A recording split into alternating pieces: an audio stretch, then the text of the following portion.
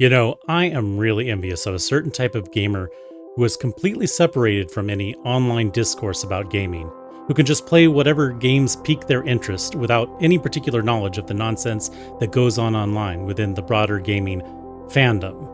And I use that term loosely because I often have to wonder if many of these people who take every opportunity to actively on the gaming industry even like playing games. Of course, I know they'll tell you that's why they have such harsh critiques, because they love games.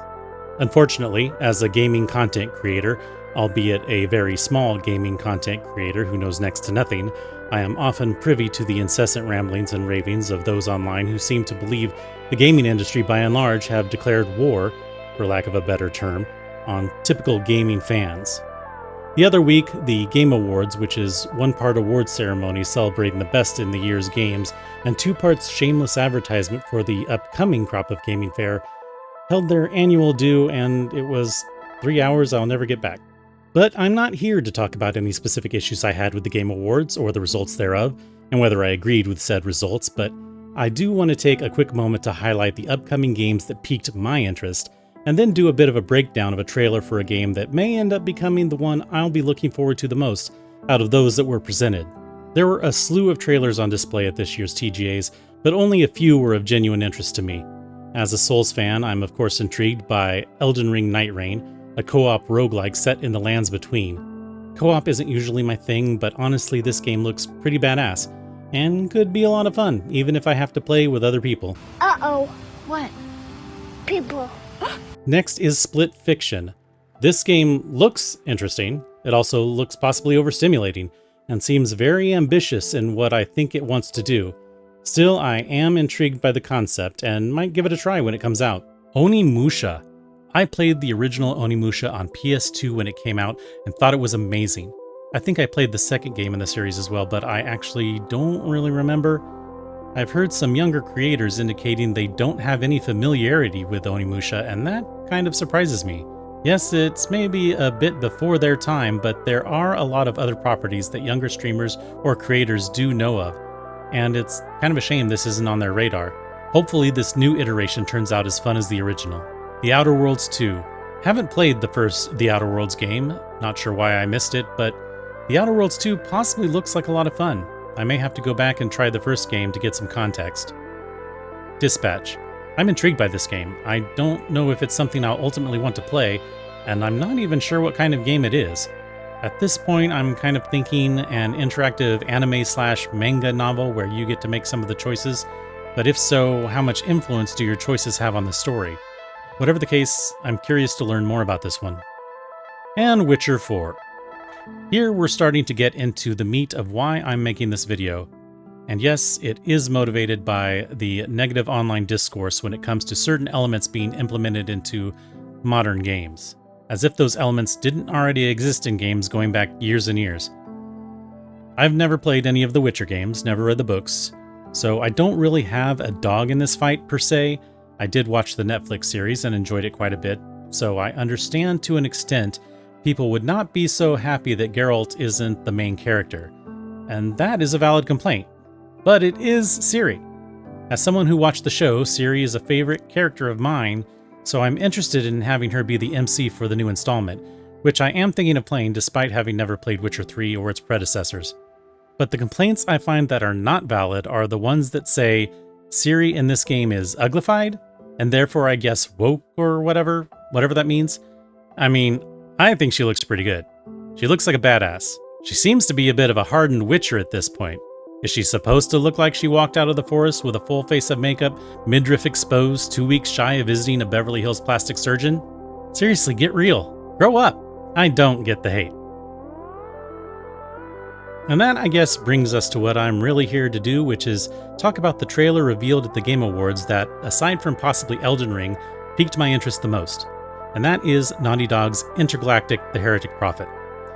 This trailer has also gotten a lot of backlash based mostly on the look of the main character. She's a woman of color with a shaved head.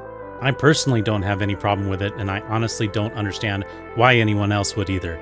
But that's the society we've created for ourselves, and it's frankly a bummer, and the whole hater mentality online is the absolute worst thing about gaming. Worse, in my opinion, than anything game devs are guilty of, up to and including the terrible character designs in Concord. And no, I'm not being a hypocrite because those designs were just objectively bad from an artistic standpoint alone, especially compared to designs in similar games like Overwatch or Marvel Rivals. I mean, did AI design these? But as for Intergalactic, I personally think the main character looks like an absolute butt-kicking bounty hunter bish. And I'm going to watch this trailer again right now and talk about the specific things I like about it, and therefore why I'm really looking forward to this game. Let's get into it.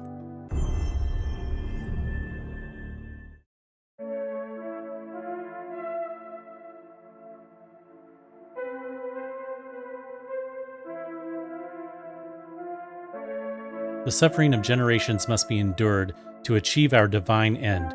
Ancient Cimmerian Scripture, 1986. I love this. This is our first clue that we're going to see some kind of technologically advanced version of the 1980s. It's not a future culture that loves 1980s aesthetic a la Ready Player One. This is the 80s, just a heck of a lot more different for whatever reason. I don't know, it's a video game. Don't take it too seriously. I'm here for it.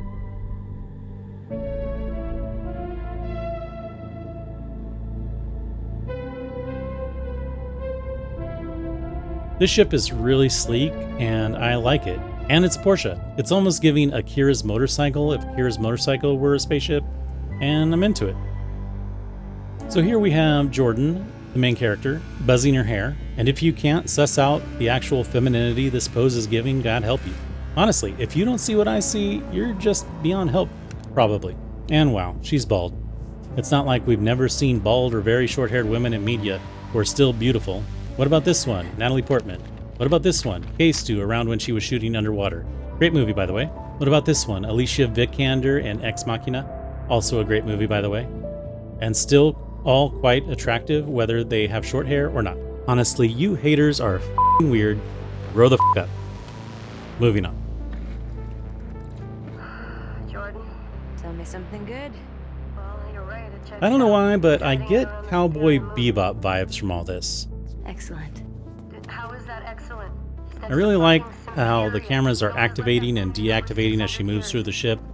It's a small detail, but I think it's a nice touch. It makes me feel like we're getting a well-thought-out world here with a lot of interesting tech. These are facts. I love her jacket. You worry too much. It's more 80s aesthetic vibes. Sure, there's a nostalgic element wrapped up in why I'm digging all this, but who doesn't like a bit of nostalgia? He's not worth it. So, what this says to me is there are drive-thrus in space or something? Can you please claim him? What? I don't know, maybe we're gonna get some zaniness to this sci-fi world, like, think Fifth Element or something like that. And so am I, so claim him, or I will find another agent. Overall, acting seems like it's going to be solid. Okay, alright, you know what? There, you're the boss. Kumail Nanjiani, love him. Also gets me hyped for the game that he's in it. Thank you. Listen, kid. I'll see you on the other side.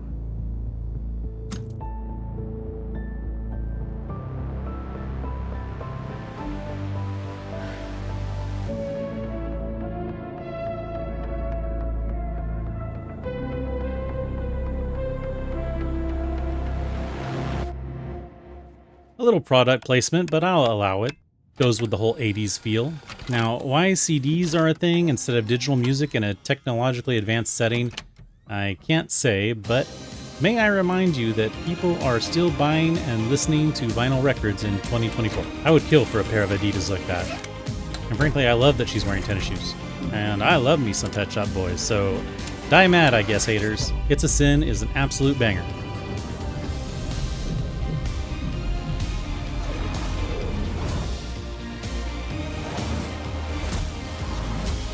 Uncharted, love it.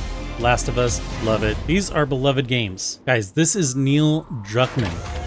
Believe. That robot design is so good. I love how that thing looks. I'm sorry, if that last shot doesn't get you stoked, you don't have an adventurous spirit and you can go straight to Hades Town as far as I'm concerned.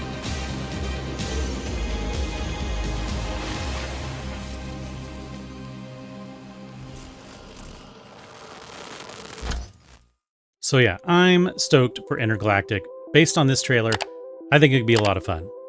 I think the design of the character is unique and fierce, and I'm looking forward to playing as her. I personally love playing as female characters. I often prefer it. When there's a character creator, I typically will make a female character. Why? Pure and simple aesthetics. And that doesn't mean that female game protagonists all have to look like Eve from Stellar Blade.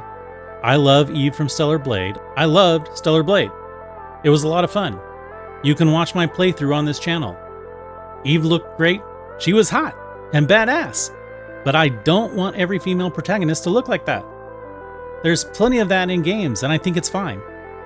But life is better with variety, and if you would just open yourself up to that, instead of raging about it every time someone shows up that doesn't fit into your narrow view of how things should be, then you would maybe learn to see that it's okay. It's fine. You're gonna be okay. Eve is a cartoon character. And even though a real model was used to base her character off of, the character they created from her is a cartoon version of that woman. And even Eve's face doesn't really resemble the real woman that much.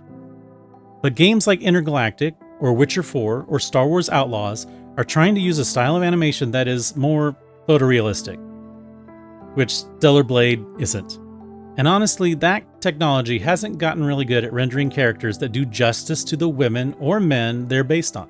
This is the actress who plays Jordan in Intergalactic, Tati Gabrielle. And if you don't think she is an objectively attractive young woman, then I just don't know what you've been smoking. Here she is in The Chilling Adventures of Sabrina, and here she is in You with long hair, and here she is in the Uncharted movie. And while the rendering of her in Intergalactic doesn't do her good looks justice, like I said, and they've given her a bit of a more hardened look, she is a bounty hunter after all, she is still attractive, and to me, saying otherwise is just having the wildest standards. Here's the bottom line for me. If your content is based on things you don't like, whether it's games or movies or Star Wars or other properties or other creators, I think you may be a terrible person and you're part of what's wrong with the world. And I say that as someone who is very far from perfect, who has a lot of issues, whose content isn't anything spectacular or what anyone wants to see, and I don't care. I don't like a lot of things, but here's the thing. If I don't like a thing, I just go on to the thing I do like and enjoy the hell out of that. But I'll be damned if I'm going to live my life or try to make my living from focusing on what I hate. And you shouldn't either, because as an elder gamer/nerd and content creator, someone who just enjoys a bit of escape from this ridiculous world once in a while, life is just too short, my friends. And every one of you is going to learn that sooner or later. And that's all I have to say about that. Take care of yourselves. Hey, I know this is quite different than the type of content I usually do, but if this is something you'd like to see more of on this channel, then let me know in the comments. If you've made it this far, thanks for watching. I appreciate you. I hope you have a good week, and I'll see you on the next one. Bye.